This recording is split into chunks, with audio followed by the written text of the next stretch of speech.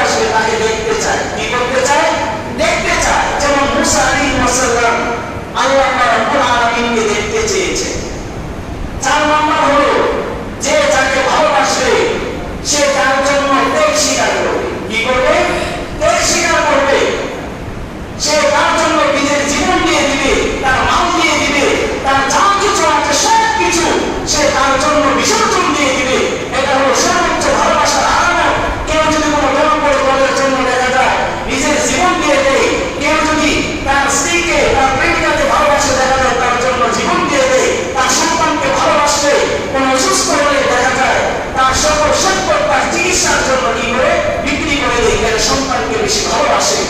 প্রথম